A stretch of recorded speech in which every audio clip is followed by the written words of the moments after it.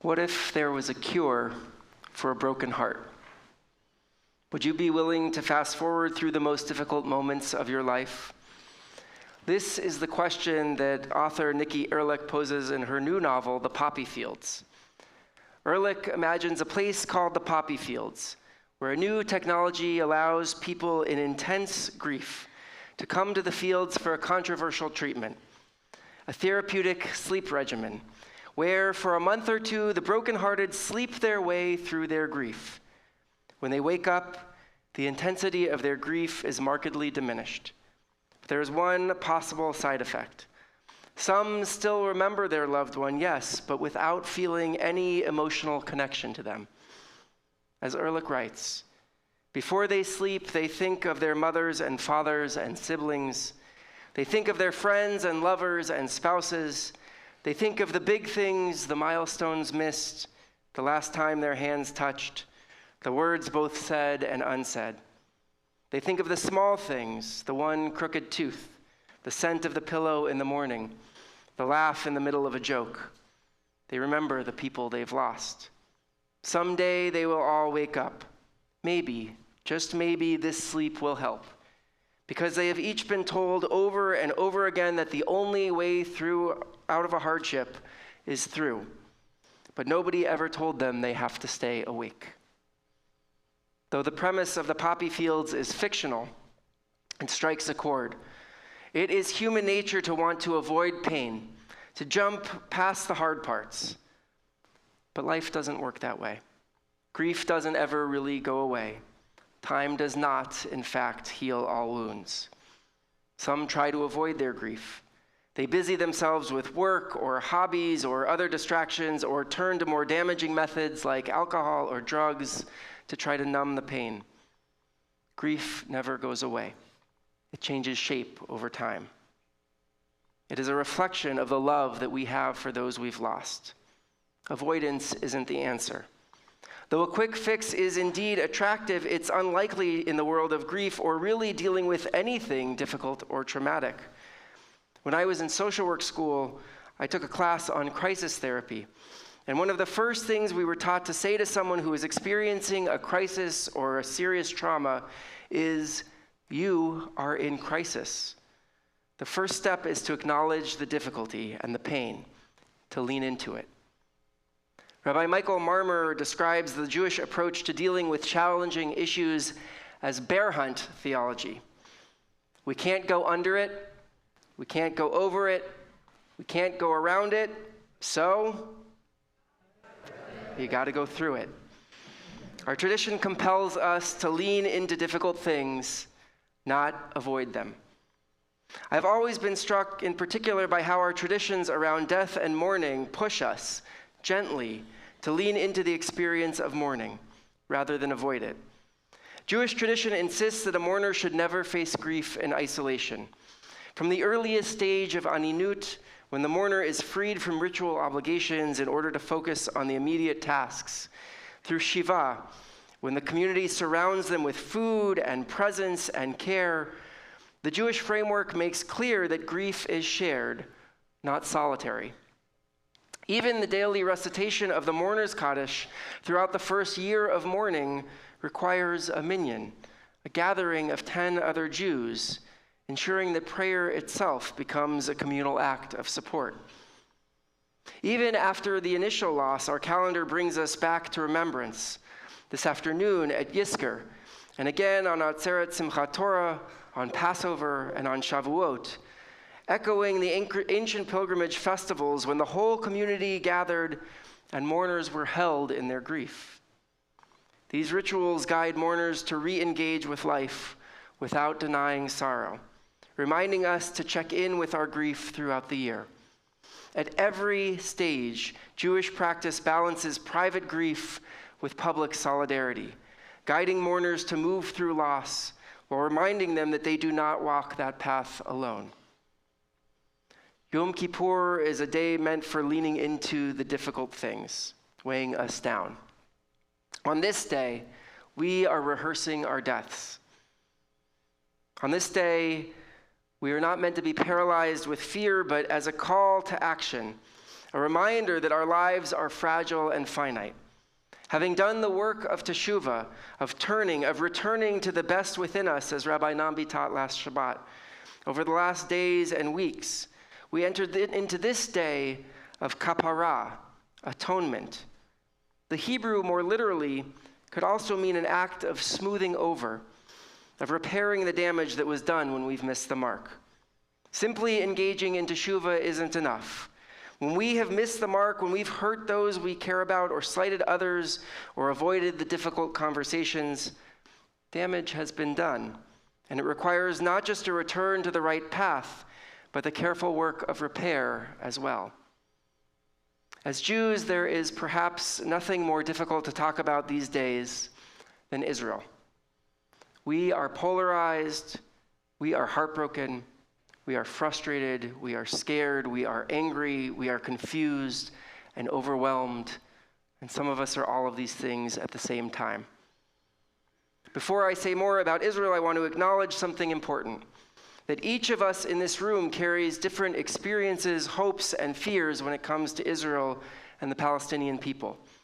Some of us feel a deep urgency to defend Israel and the Jewish community against threats. Others feel a deep urgency to speak out against injustice, and many of us feel both. What unites us is not that we see this conflict the same way, but that we share a love for the Jewish people and a longing for peace, safety, and dignity for all who live in the land. My hope is that what I share today can open our hearts, not close them. Many of us are still grieving as well. We grieve the 1,200 Israelis that were murdered on October 7th. We grieve for their families, for the futures lost. We grieve for the Israeli soldiers that have been killed over the last 2 years. We grieve for the hostages who have died in captivity. We grieve for the innocent Palestinians who have been killed, who have lost homes and family members and their way of life. Some of us grieve the breakdown in trust between Israelis and Palestinians. Some of us grieve because October 7th and the ensuing war confirmed the worst fears of both Israelis and Palestinians. Some of us grieve over an Israeli government that feels like it is falling short of the ideals set forth in Israel's Declaration of Independence. We grieve what feels like the loss of a possibility of a peaceful path forward, even in this tender moment in which we pray for an agreement soon. We grieve that perhaps false sense of safety and security that we enjoyed as American Jews, thinking anti-Semitism was a scourge of our past, not our present. Grief plays a big role in some of the challenges of the conversation around Israel today. Who holds grief? Who has a right to grieve and who does not? Whose grief we acknowledge and whose we ignore? How we do or don't find empathy for those that are grieving. Many of us want our people's pain and suffering to be acknowledged and honored. It's the piece that I find is so often missing from some of those in the anti-Zionist or pro-Palestinian camps. It is so difficult to hold space for the nuance and complexity that is required to approach anything having to do with Israel and Gaza. As a Reformed Jewish Zionist, I often feel torn. My heart pulls me in two directions at once. Part of me wants to stand strong for my Zionism, my deep belief that the Jewish people deserve safety, security, and self-determination in our ancestral homeland. But another part of me aches for Israel to live up to my Reformed Jewish values, for her democracy to reflect our prophet's vision of justice and peace, for every person to be treated with dignity and equality. I hold both loves at the same time, and that tension is not easy. The words of Israel's Declaration of Independence still stir me, that the state of Israel will be based on freedom, justice, and peace as envisaged by the prophets of Israel, to ensure complete equality of social and political rights to all its inhabitants, irrespective of religion, race, or sex. I cling to these words, even when they feel so far from reality. I've spoken before about the wisdom I find in Rabbi Daniel Hartman of the Shalom Hartman Institute's approach to engaging with Israel. He suggests a framework for navigating the complexities of being a liberal Zionist in this moment that doesn't map onto politics so much as values: democracy, equality, inclusion, and safety for Jews and Arabs alike. Hartman pictures a 2x2 grid. On one axis is one's commitment to Zionism. How committed are you to the essential idea that Israel must exist as a safe, secure Jewish state with a right to self-determination in the ancestral Jewish homeland? The other axis is troubled. How much are you disturbed or bothered by the Israeli government's actions or policies? Hartman warned that too many young people today are in the bottom left corner, untroubled and uncommitted, not really thinking too much about what goes on in Israel, not particularly aware or bothered. And there's danger as well in being committed but untroubled, that you're committed to the idea of a Jewish state, but you're not particularly concerned with her moral or ethical actions. Also dangerous is being highly troubled and uncommitted over here, as some of the anti-Zionist Jewish college students have become. They are deeply critical of Israel's actions, but have no interest or concern for Israel's continued existence as a Jewish state. For Hartman, being troubled is an essential component of engagement. He writes, "To be a Jew is to be troubled, to view one's life and one's society through an aspirational lens, always striving to be more. I'm troubled," says Hartman, "because this project of Zionism is an ongoing process that requires constant revision. I'm troubled by the enduring gap between ideals and reality." For Hartman, the ideal form of engagement with Israel is to be troubled and committed over here.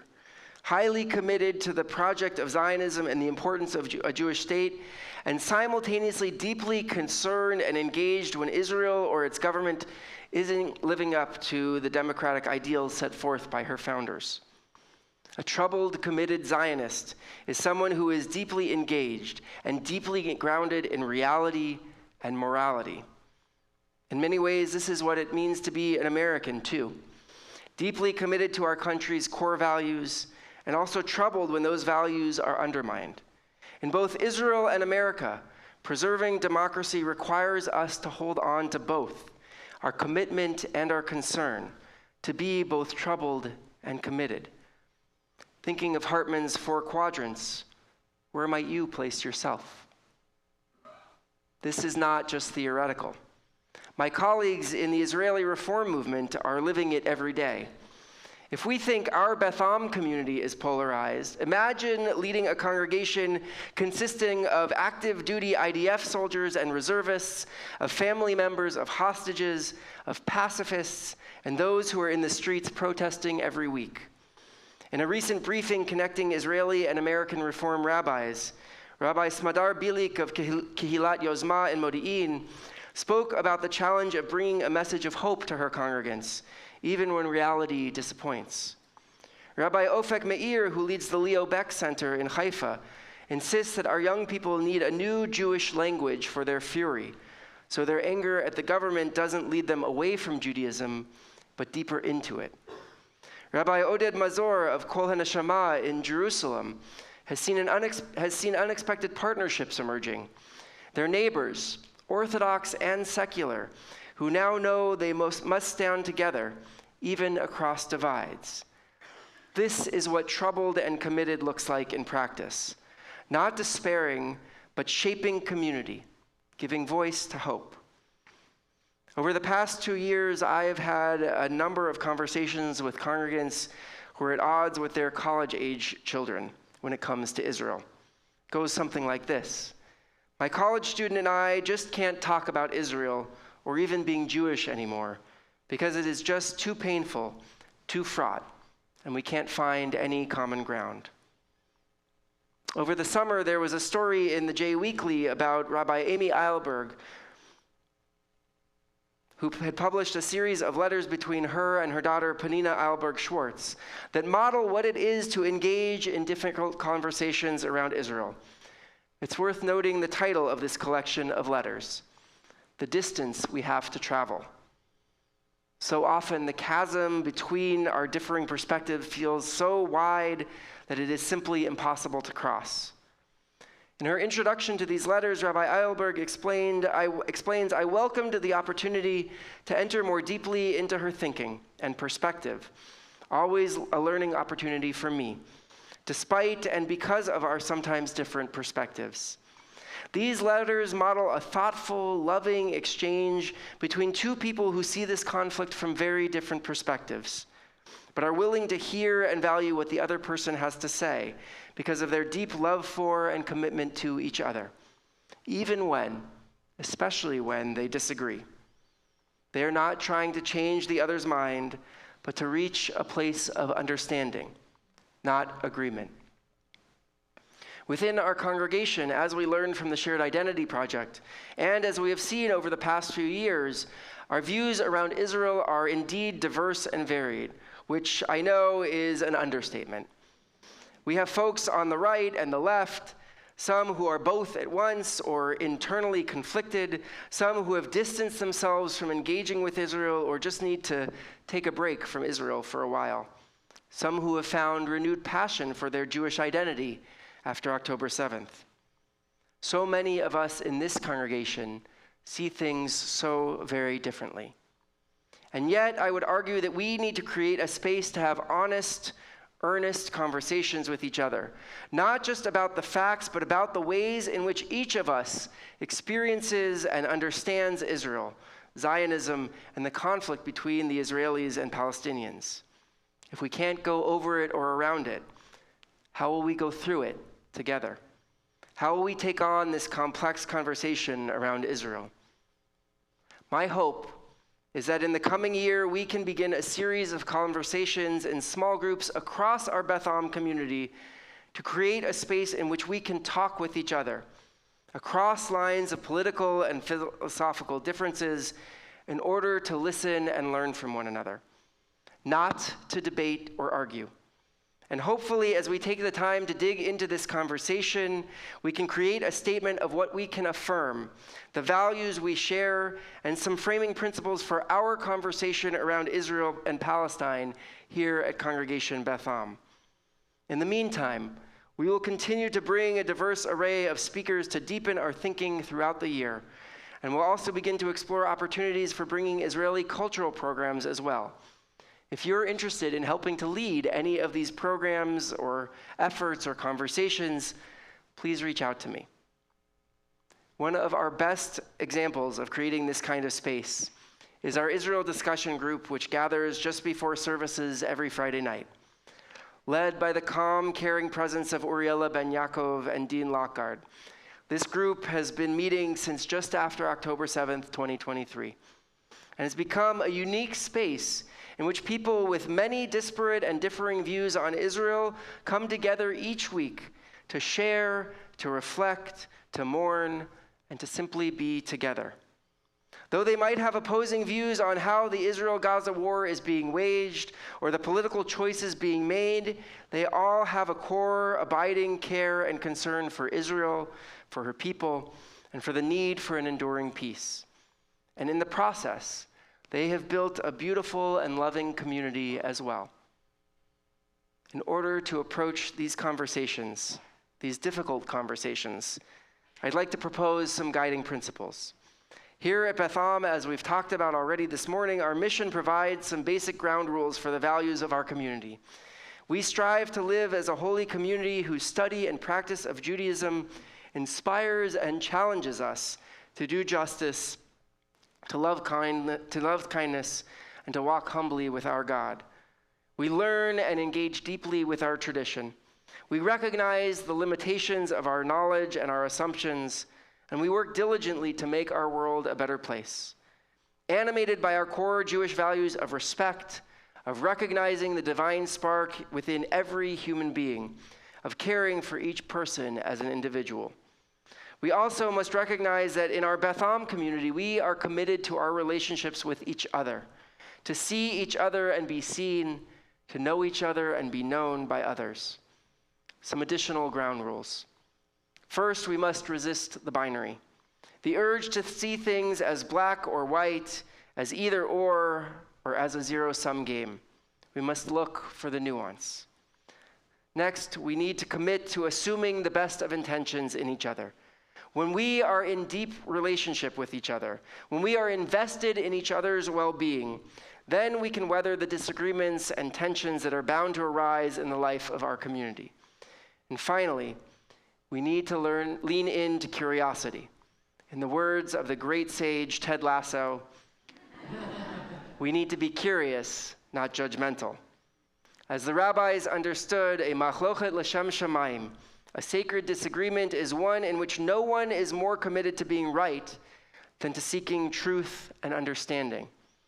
On this day on which we admit our shortcomings from the past year, both as individuals and as a community, may this day of kapara, of repair, help us to lean into these challenging conversations with renewed commitment to our relationships.